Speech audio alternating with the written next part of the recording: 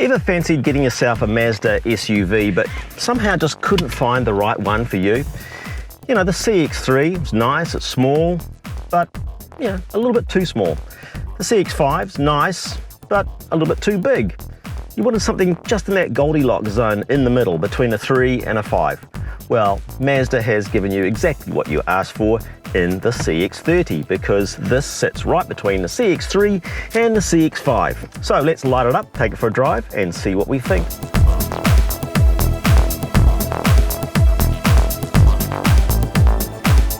Now the CX-30 is offered in 3 different specs.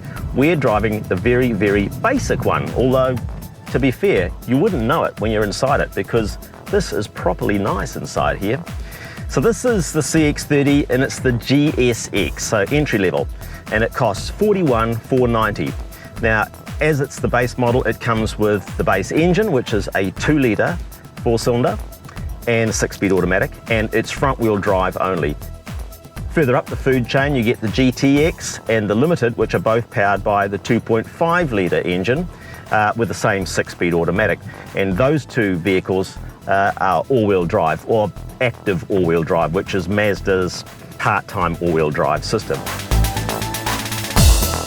Now, Mazda have done particularly well in selling cars to the private buyer in New Zealand because the cars look good, and when people are stumping up with their own money as opposed to fleets and company purchases, they tend to favour the looks and designs probably a bit higher in the scheme of things than, as I say, a fleet buyer might. So because Mazda vehicles do look so lovely, as I say, they've done really well in selling them. Even this base model one, which is a bit compromised by having the smaller wheels. You get bigger wheels as you get further up the trim levels, but with these wheels, it's a little bit compromised, but still, you can't deny that the shape of the vehicle is fantastic. The way those headlights sit slightly recessed from those really finely creased bonnet extensions and the guard extension, and same with the taillights, the way the taillights wrap around the outside of the rear quarter panels and underneath the boot there. It just lots of little details and care and thought has gone into it. Now I'm using the blinkers a lot here as I change lanes. You may notice that the blinkers got a pulse. The camera may not capture that because of the frame rate of the camera, but trust me, the lights, they pulse. LED lights fore and aft on this thing. And the reason they pulse is because they're supposed to match like a heartbeat. Boom, boom, boom, boom, boom, boom. Isn't that nice? So what can we say about the engine? Well, it's the 2-litre, as I say. The base model has the 2-litre engine, and it's only a front-wheel drive. It's hooked up to a 6-speed automatic transmission, and it's generally a pretty happy partnership. This one puts out 114 kilowatts at 6,000 RPM and 200 Newton meters at 4,000 RPM. The engine does get a little bit thrashy and make its presence felt when you're hard on the throttle. You know, it gets a little bit, yeah, a little bit loud. And it also hangs on to gears quite a long time too. If you're needing to overtake somebody, for instance, on the motorway, it's quite keen to drop down into a lower gear from 6th, say down to 5th. And then once you've overtaken and you kind of ease off on the accelerator, it stays hanging on to 5th. It's not that keen to step back up to 6th. So I guess it's a little bit stressed. Well, certainly more stressed than the 2.5 would be.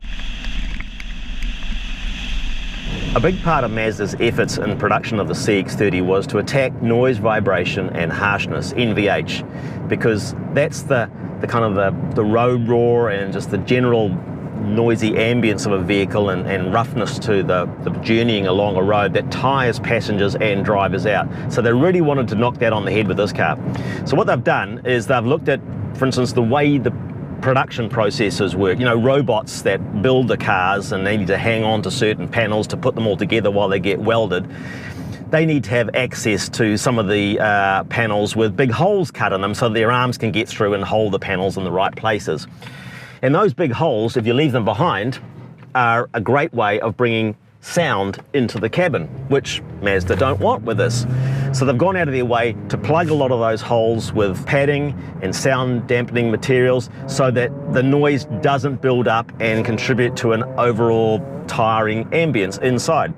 Even the speakers for the sound system have been put in places where maybe the speaker manufacturer or the audio systems manufacturer didn't think the speakers should go, but Mazda wanted them to put them in certain places so that the holes that the speakers sit in, again, weren't big apertures for letting other noise through.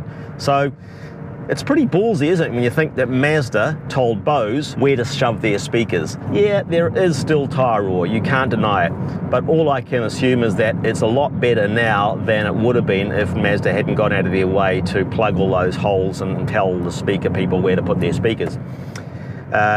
It's generally a very comforting and cosseting ride.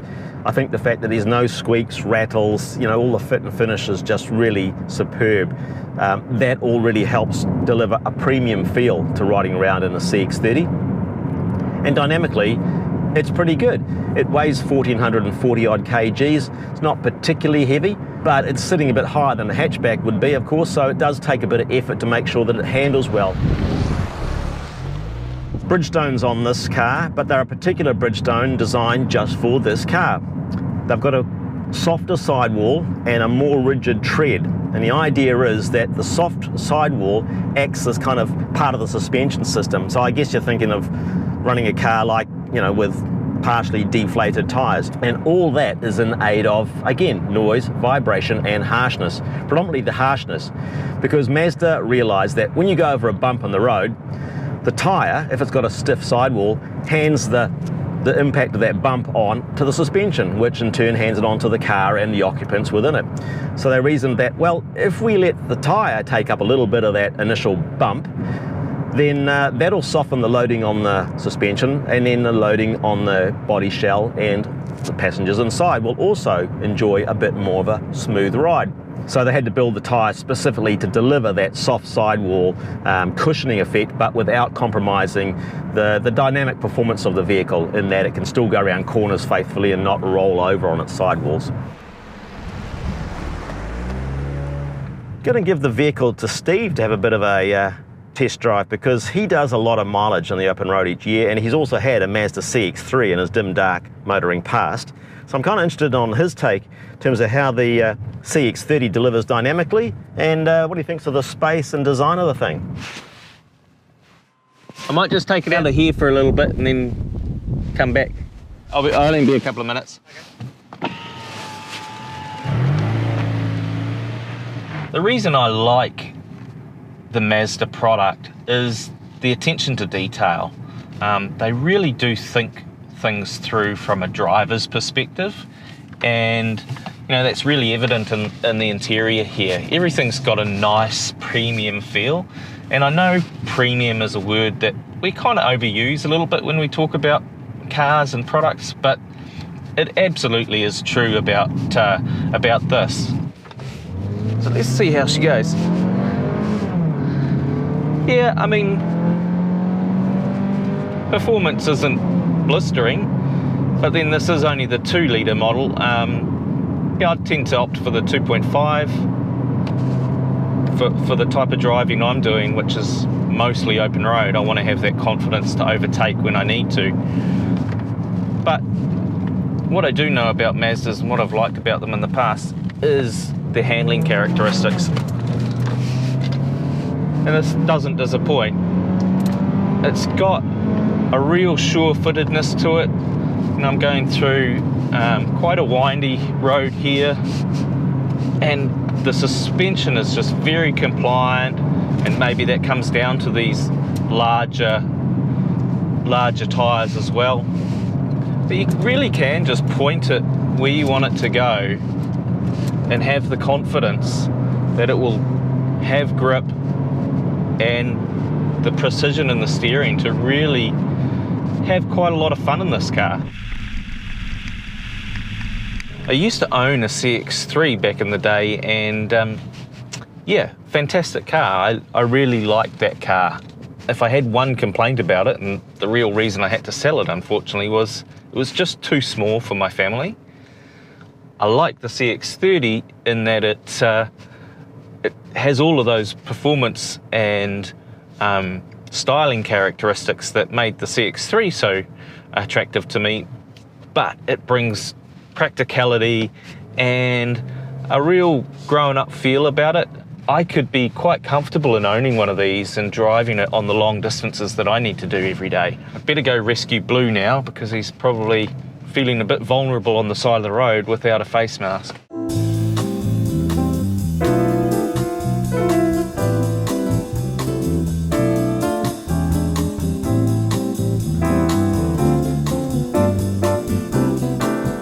Where the hell is he? Here he is. Miss me? Sorry, I took a little bit longer. I've got to go and sterilise it all now.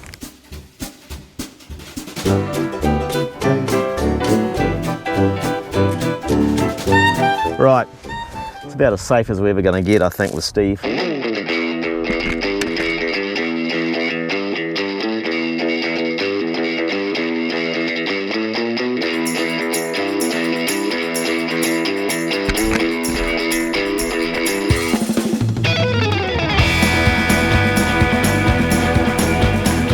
For your $41,490, what do you get in your Mazda CX-30 GSX? Well, you get Mazda Connect, which is their in-house communication system here for the car. It's got inbuilt navigations, all your car settings there, your Bluetooth phone pairings.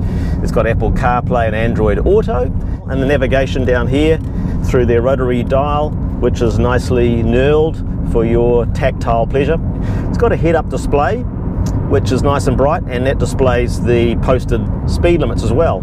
This little camera up here is spotting speed signs as we go past, and it's going to display that current speed limit on your dashboard and on the head-up display. And the other cool thing about that is that when it displays the speed limit, it actually puts a little red line on your speedo to reference that speed limit. And as you go above it, if you ever did, it leaves behind a little red trail that shows, you know, how much over the speed limit you're doing. You've got a lot of standard equipment in terms of safety. You've got autonomous emergency braking, adaptive cruise control, which has a stop and go function, blind spot monitoring, lane departure warning, rear cross traffic alert, lane keep assist. So I'm finding the car really well spec'd for an entry-level product. Yes, it's over $41,000, but it is very, very beautifully finished. I mean, all these textures, the stitching, the contrasting color here of this dark blue versus the black on top of the dashboard, you know, it's all got a very nice quality feel to it. Accommodations in the car are really good. It's got plenty of legroom in the back for me to sit behind me. Front seats are good, nice and supportive. There's not particularly grippy on the backrest. The bolsters are, yeah, again, not going to encourage spirited driving, but they've got plenty of adjustment in terms of the cushion tilt and steering column reach and height, of course, to be able to find a good, comfortable driving position. Visibility is good.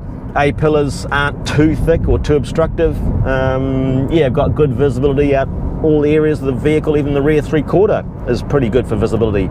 So a nice airy cabin, and generally a pretty pleasant place to spend time.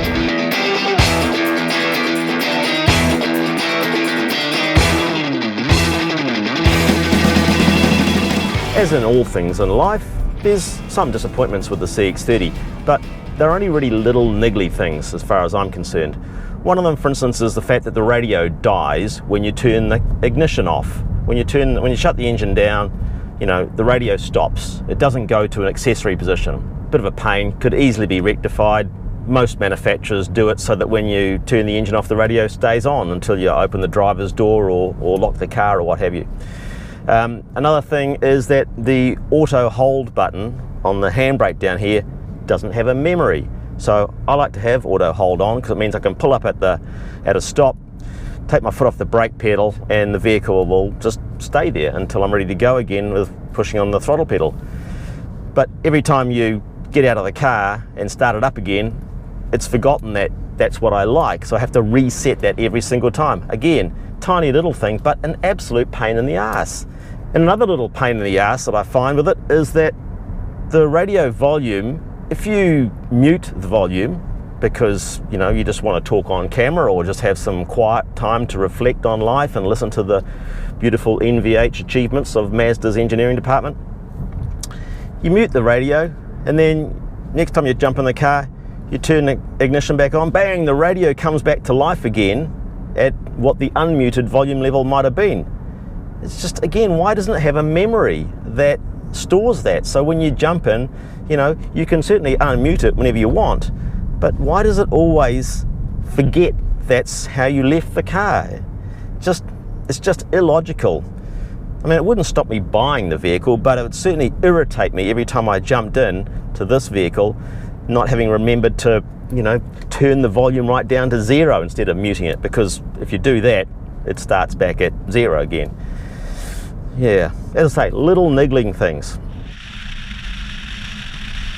Although it's the attractive entry-level one, and of course you only pay $41,490 for it, the next level up, which would be the GTX, for an extra $3,500, you get 18-inch wheels, which make the car look a lot better. You get the 2.5 litre engine, which will make it go a lot better because it's an extra 25 kilowatts, an extra 52 Newton meters. And the 2.5 litre engine is not particularly thirsty compared to this because it's got cylinder deactivation. So under light loads, the outer 2 cylinders will switch off. You get the active all-wheel drive system. You maybe drive the 2 litre, but also take a 2.5 out for a drive. In fact, I'd like to take a 2.5 out and just see how it goes compared to this. So if you found the CX-30 too small and the CX-5 was quite a bit too big, take a look at the CX-30 because it really is the Goldilocks in Mazda's range.